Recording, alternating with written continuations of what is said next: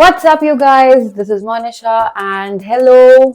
And I know कि थोड़ी सी late हो गई वीडियो, पर हम आ गए हैं जुगली करने फिर से। ये है सेशन नंबर 3 और आज हम बात करेंगे अभी जो कुछ बीते हुए पलों में, जो बीते हुए कुछ एपिसोड्स में जो होता आ रहा है उसके बारे में। तो ये अंकिता और विकी का रिलेशनशिप को अनवाइड करने का, ये मैंने जो पिछले वीडियो में बोल दिया था वो इतना ट्रेंड सा एक हो गया, उस पर रील्स बन रही हैं, उस पर बन रहा है कि don't find yourself a guy who does this to you, और इस तरह की बातें हो रही हैं कि what toxicity looks like. I said it in the last video also, आप चेक कर सकते हो, उसमें मैंने एग्जैक्टली ये बोला था कि ये ट्रीटमेंट एक नेशनल प्लेटफॉर्म पे अपनी वाइफ के साथ करना, this will not go well with people will catch up on this and people will call you out. यही हो रहा है जो मैंने बोला था एग्जैक्टली। तो इसके बारे में थोड़ा सा और डिटेल में आज बात करते हैं कि कुछ ऐसी स्टेटमेंट्स जो वो कैजुअली बोल देते हैं, जैसे उन्होंने सलमान खान ने भी पॉइंट आउट करा, मैंने बोला था लास्ट वाले में कि Salman Khan will say definitely something about this, क्योंकि ये काफ़ी प्रॉब्लमेटिक तरीका है अपनी वाइफ को ट्रीट करने का। जैसे कि उन्होंने कैजुअली बोल दिया कि मैं तुम पे पैसा ये वो सब खर्च किया, मतलब इससे ये इम्प्रेशन मिल रहा है कि बहुत मटेरियलिस्टिक काइंड ऑफ पर्सन है वो। बिजनेसमैन है तो दिमाग वैसे चलता होगा, बट अपने घर में इस तरह की बातें करना कि मैं तुम पे इतना पैसा खर्च हुआ है, हमारा इतना एफर्ट, मेरे तुम मुझे कुछ तो दे नहीं पाई हो आज तक, पीस ऑफ माइंड ही दे दो, इस तरह की स्टेटमेंट ऑन लाइव टेलीविजन आप अपनी बीवी से बोल रहे हो, जैसे कि वो कुछ एग्जिस्ट, मतलब उसका एग्जिस्टेंस सिर्फ आपकी वजह से है। मतलब people used to know her before they knew you, you are known because of her. How can you talk about your wife like that? जो आपको यहाँ इस प्लेटफॉर्म पे लेकर आई है, वो आपकी वाइफ नहीं होती तो people would have not known that you exist. उससे आप ऐसे बात कर रहे हो, मतलब उसको ऑफर हुआ था शो, वो आपको लेकर आई है।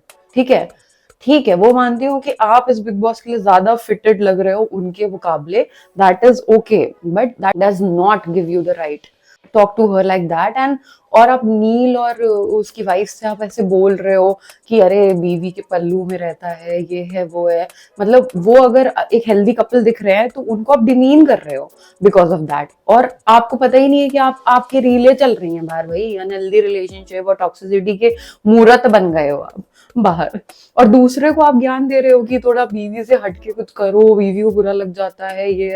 अरे वो अच्छा पति दिख रहा है, मतलब अगर वो एज अ कपल आए तो वो कपल लग रहे हैं, वो उनकी लड़ाइयाँ एकदम नेचुरल लग रही है, अगर वो एक दूसरे को हट चल बोल रहे हैं तो वो बिल्कुल ऐसे नहीं लग रहा कि बहुत हेट से आ रहा है, उनको कोई नहीं बोल रहा।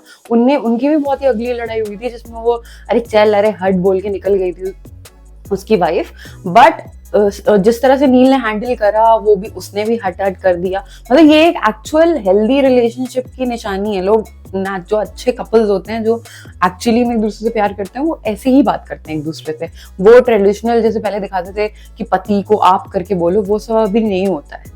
तो ये एक हेल्दी रिलेशनशिप लग रहा है, उनका जेन्युइन लग रहा है कि हाँ भाई उनकी लड़ाई भी जेन्युइन है, वो चिढ़ रही है अगर तो वो चिढ़न दिख रही है। पर जो तुम कर रहे हो, जो जैसे तुम बात कर रहे हो, वो बिल्कुल मतलब एक टॉक्सिक रिलेशनशिप की डेफिनेशन है, जिसमें आप लिटरली डिमीन कर रहे हो उसे कि तुमने मुझे कुछ नहीं दिया, पीस ऑफ माइंड ही दे दो, मुझे तो तुम्हें पता नहीं कौन सा प्यार चाहिए, मैं तो दे ही नहीं पाऊंगा। मतलब वो बेसिक अटेंशन मांग रही है तुमसे, बेसिक, इतनी बेसिक अटेंशन तुम नहीं दे पा रहे हो उसे, और तुम क्या पति बनोगे। वो तुमसे कुछ नहीं मांग रही, उसको यहाँ पे उसकी पेमेंट मिल रही है, वो तुमसे ज्यादा ही पैसे पा रही होगी यहाँ का पर डे का, और तुमसे ज्यादा ही पैसे लेके घर जाएगी, उसको तुमसे ज्यादा टिके भी just out of her popularity. अब तो गेम में खुल भी रही है और काफी बढ़िया भी लग रही हैं लोगों से, जिस तरह से उनकी इंटरेक्शन ईशा से एंटी हो रही है आजकल, वो सब तो मतलब she is going to go long in this game. हो सकता है आपकी पर्सनैलिटी जिस तरह से आ रही है, people won't vote for you, थोड़े दिन आपको एंटरटेनमेंट के लिए रखेंगे, but probably you won't go that far, जितना मेरे को अभी समझ में आ रहा है। क्योंकि अगर ये टॉक्सिसिटी इन्होंने चेक नहीं करी अपनी, इनको किसी ने बताया नहीं, क्रिएटिव ने या स्टेज पे इनको भटकाया नहीं गया इसके बारे में कि भाई you have to treat your wife right, अगर ये नहीं हुआ तो people, you will be the most hated person on this show. मतलब अभी तो तुम्हारे जिस तरह से तुम अपनी वाइफ को ट्रीट कर रहे हो उसके आगे तो अभिषेक अच्छा लगने लग रहा है यार, मतलब इतना मत गए गुजरे हो जाओ कि तुम्हारे आगे अभिषेक कम टॉक्सिक लगने लगे। क्योंकि अब तो, क्योंकि जिस तरह से ईशा ने पहले डिनाई करा उनका नए बॉयफ्रेंड को, फिर उसके बाद एकदम से एक्सेप्ट कर लिया कि हाँ नहीं मैं डर गई थी इसलिए मैंने डिनाई करा था पहले, फिर तुमने एक्सेप्ट भी कर लिया, वो सबसे ज्यादा बड़ी वैम्प लग रही है इस समय इन तीनों के। और अभिषेक क्या गुड बॉय बन गया, तो पता नहीं या तो स्क्रिप्ट है या क्या है, अभी भी कोई सीरियल चल रहा है, कोई लव स्टोरी चल रही है अंदर, कि एकदम से नया बॉयफ्रेंड आ जाता है, पुराने वाले को झटका लगता है, ऐसे 3 बार फ्लैश होता है अंदर, जूम आउट जूम इन। मुझे तो वैसा कुछ लग रहा है। बिग बॉस तो इस बार ही उन्होंने पूरे इसको सीरीज बना दिया है। अभी ये एक रोमांटिक शो है जो स्टार प्लस या कलर्स पर आता है, अभी वही है ये। तो इसमें से उभर के एज अ मतलब गुड पर्सनालिटी जिनकी निकल के आ रही है कि हाँ इन्होंने तो भाई बैक ऑफ कर लिया, इनके लिए ये आई ओपनर था, अब ये खुशी खुशी अपनी जिंदगी में आगे बढ़ेंगे, खानजादी के साथ शायद इनका लव एंगल निकल आए अब आने वाले वक्त में।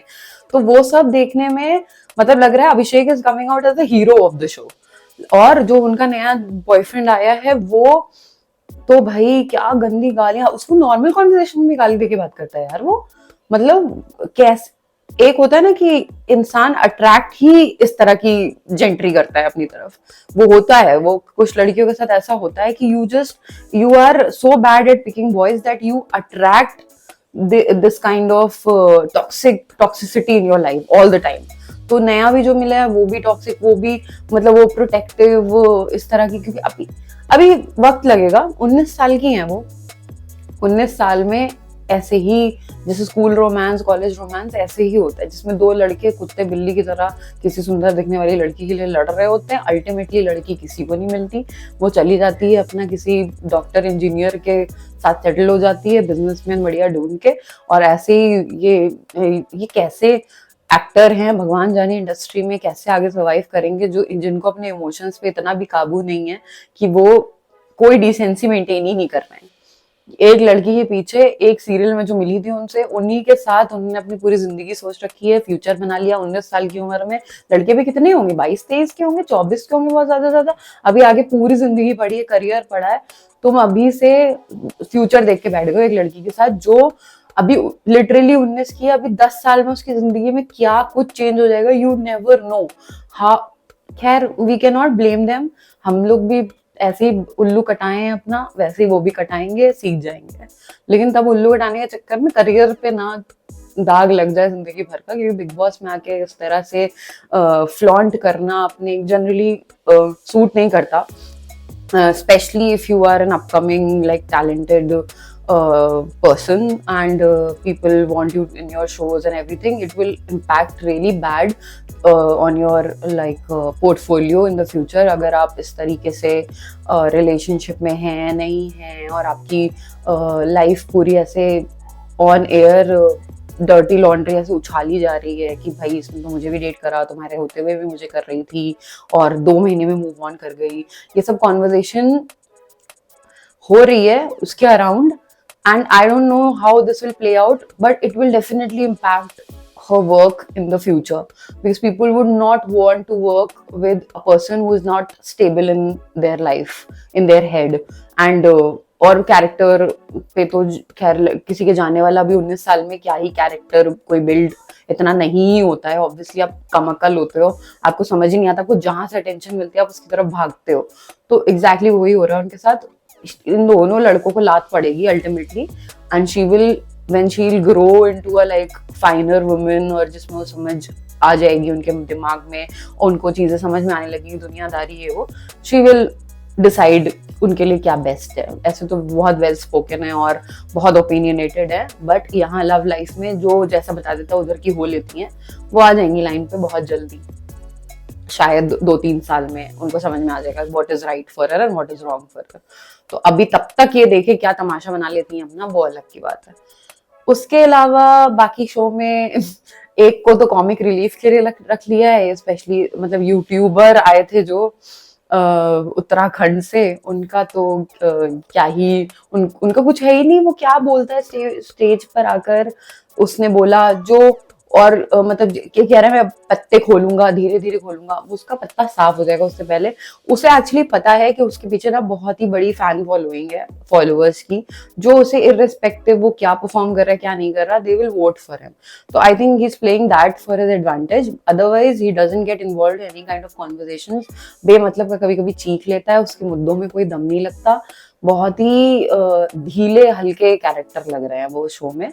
बाकी इनफैक्ट उनसे बेटर तो अरुण और ये सनी, इन लोगों की नोकझोंक और इनसे जिस तरह से लोग बात करते हैं आपस में, ये देखने में ज्यादा मजा आता है। भले बहुत कम स्क्रीन टाइम है उनका, बहुत कम ही उनकी कॉन्वर्सेशन दिखाते हैं, बट फिर भी they are entertaining, people like watching them. Naved उससे ज्यादा बात कर लेता होगा, आई थिंक वो ज्यादा दिख जाता होगा शो में, नॉट नोइंग द लैंग्वेज, वो ज्यादा दिख जाता होगा। बट बाबू भैया नो कार्ड्स, वो जो भी बोल रहे हैं कि वो उनके पत्ते बाद में खोलेंगे, उनके पास पत्ते हैं ही नहीं, वो इस गेम में बिना पत्तों के बैठे हैं, उनके पास कोई पत्ते नहीं है, वो क्या ही दिखाएंगे, जितना अभी समझ में आ रहा है।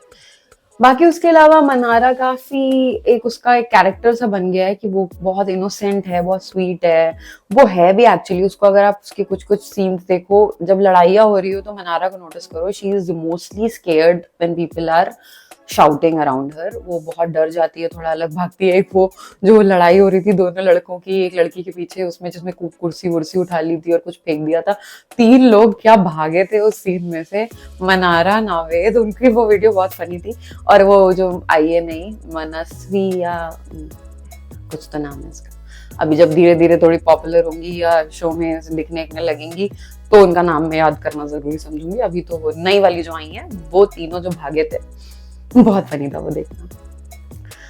अब देखते हैं आगे क्या क्या होता है। टास्क, आज के एपिसोड में एक टास्क हो रहा था, अभी मैंने वो एपिसोड खत्म नहीं करा है, मैं देख रही हूँ।